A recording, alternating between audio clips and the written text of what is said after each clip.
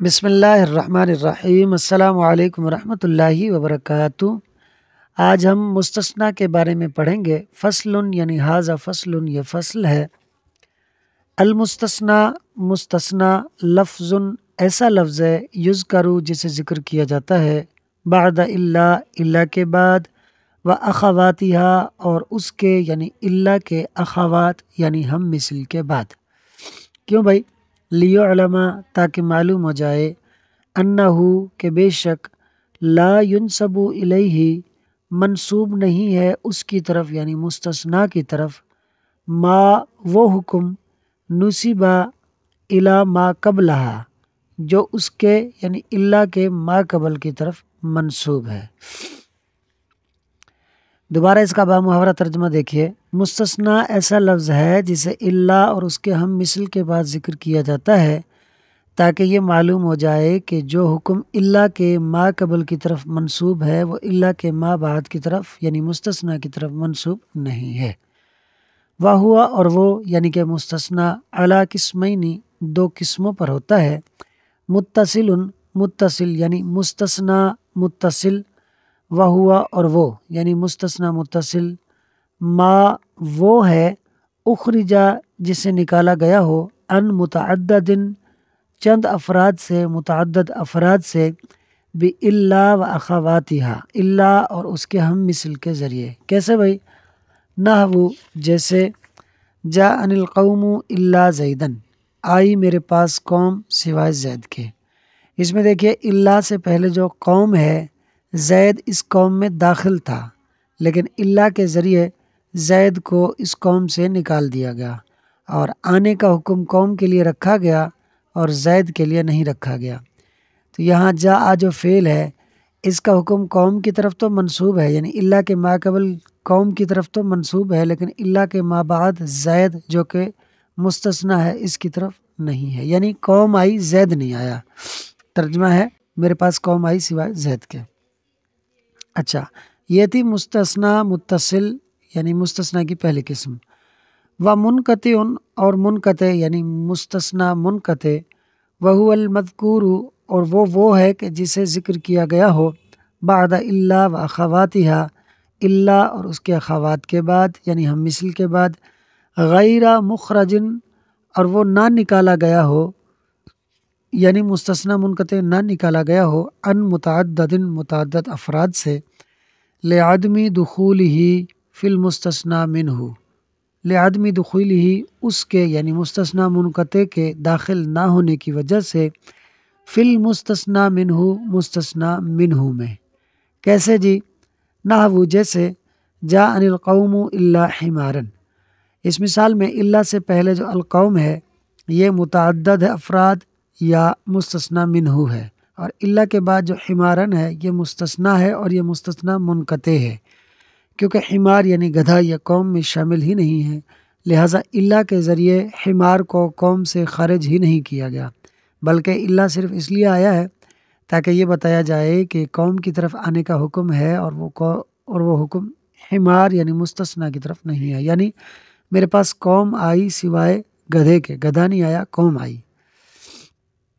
وعلم آپ جان لیجئے، انا کہ بے شک اعراب المستثنیٰ مستثنیٰ کا اعراب علی اربعۃ اقسام چار قسموں پر ہوتا ہے۔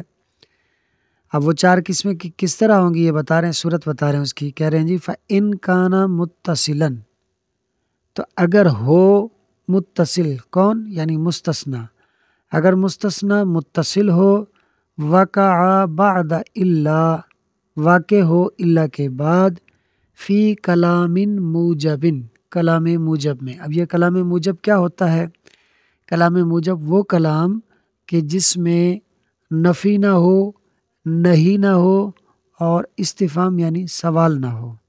جس کلام کے اندر نفی نہیں اور استفہام نہ ہو وہ کلام کلام موجب کہلاتا ہے۔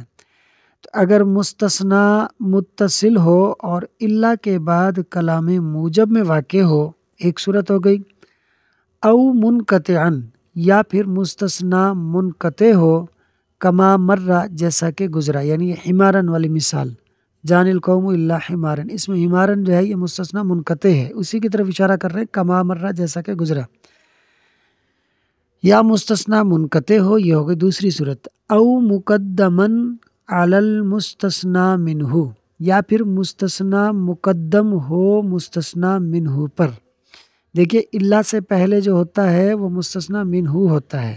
دوبارہ دیکھیے یہ ہے تیسری صورت، او مقدمن علی المستثنا منہ، یا پھر مستثنا مقدم ہو مستثنا منہ پر۔ کیسے بھائی؟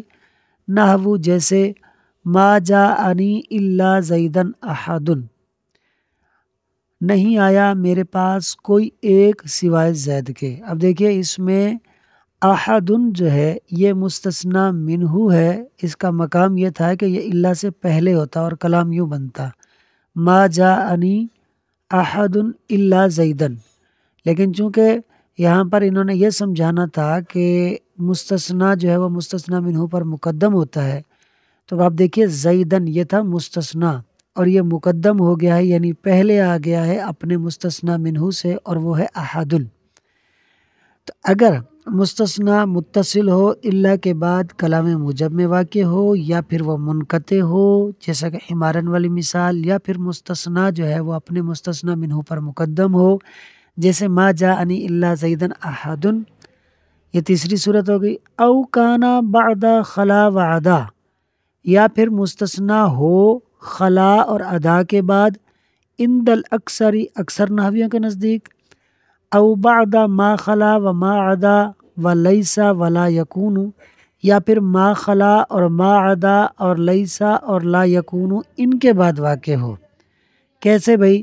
نحو جیسے جاءنی القوم خلا زیدن، آئی میرے پاس قوم سوائے زید کے، اس کے بعد لکھا ہوا الخ، یہ جو الخ ہے نا یہ مخفف ہے یعنی شارٹ فارم ہے، یہ تھا اصل میں تھا الی آخرہ، یعنی یہ مثال کا ایک حصہ بیان کیا اور اس کے بعد ڈاٹ لگا کے آگے لکھ دیا الخ، اور وہ انہوں نے ہم پر چھوڑ دیا ہے کہ ہم نے جو آپ کو 4 صورتیں بتائی ہیں، اب آپ اس ایک مثال کو ان 4 صورتوں تک خود ہی لے جائیں۔ جاءنی القوم خلا زیدن الخ یعنی الی آخرہ، الخ کا مطلب ہے الی آخرہ، یعنی یہ والی مثال اس کے آخر تک۔ تو ان 4 صورتوں میں کیا ہوگا جی؟ کانا منصوباً، منصوب ہوگا، کون؟ مستثنا، مستثنا ان 4 صورتوں میں منصوب ہوگا۔ اچھا جی، یہ منصوب کی صورتیں ہو گئی 4۔ اب مزید آگے بیان کر رہے ہیں وَإِن كَانَ بَعْدَ إِلَّا، اور اگر ہو کون؟ مستثنا، وَإِن كَانَ بَعْدَ إِلَّا، اور اگر مستثنا الا کے بعد ہو، فی کلام غیر موجب، کلام غیر موجب میں۔ اب کلام غیر موجب کی تعریف یہ خود ہی کر رہے ہیں آگے، وَهُوَ، اور وہ یعنی کلام غیر موجب، کل کلام، ہر وہ کلام ہے، یکون فیہ نفی و نہی و استفہام، جس کے اندر نفی کا معنی پایا جائے یا نہیں کا معنی پایا جائے یا استفہام یعنی سوال والا معنی پایا جائے۔ دوبارہ دیکھیے وَإِن كَانَ بَعْدَ إِلَّا فِي كَلَامٍ غَيْرِ مُوجَبٍ، اور اگر مستثنا ہو الا کے بعد کلام غیر موجب میں، وَهُوَ كُلُّ كَلَامٍ يَكُونُ فِيهِ نَفْيٌ وَنَهْيٌ وَاسْتِفْهَامٌ، اور کلام غیر موجب وہ ہر وہ کلام ہے جس کے اندر نفی نہیں اور استفہام ہو۔ والمستثنى منہ مذکور، اور مستثنى منہ بھی مذکور ہو یعنی ذکر کیا گیا ہو۔ دیکھیں یہ کلام غیر موجب کی تعریف کو ہٹا کر آپ ترجمہ سمجھیے گا کہ الا کے بعد کلام غیر موجب میں مستثنا ہو اور مستثنا منہ بھی مذکور ہو، تو اب مستثنا کا کیا اعراب ہوگا بتا رہے ہیں، یجوز فیہ الوجہانی، جائز ہوں گی اس میں یعنی مستثنا میں، الوجہانی 2 صورتیں یعنی 2 اعراب جائز ہوں گے۔ کون کون سے؟ النصب والبدل، النصب نصب دینا، والبدل عما قبلہا، اور بدل بنا دینا اس چیز سے کہ جو مستثنا سے پہلے ہے، یعنی مستثنا سے پہلے تو مستثنا منہ ہے، تو مستثنا منہ کا جو اعراب ہوگا وہی مستثنا کا اعراب بن جائے گا بدل کی صورت میں، یا پھر یہ ہے کہ آپ اس کو نصب دے دیں۔ کیسے بھائی؟ نحو جیسے ما جاءنی احد الا زیدن و الا زید، نہیں آیا میرے پاس کوئی ایک سوائے زید کے۔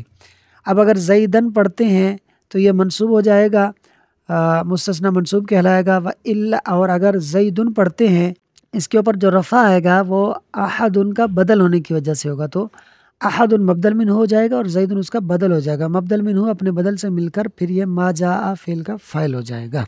اچھا جی، وَإِن كَانَ مُفَرَّغًا، اور اگر مستثنیٰ مفرغ ہو، مستثنیٰ مفرغ کیا ہوتے ہیں اس کی خود ہی آگے وضاحت کر رہے ہیں، بِأَن يَكُونَ بَعْدَ إِلَّا، اس طرح کہ الا کے بعد ہو، فی کلام غیر موجب، کلام غیر موجب میں، والمستثنیٰ منہ غیر مذکور، اور مستثنیٰ منہ ذکر نہ کیا ہوا ہو۔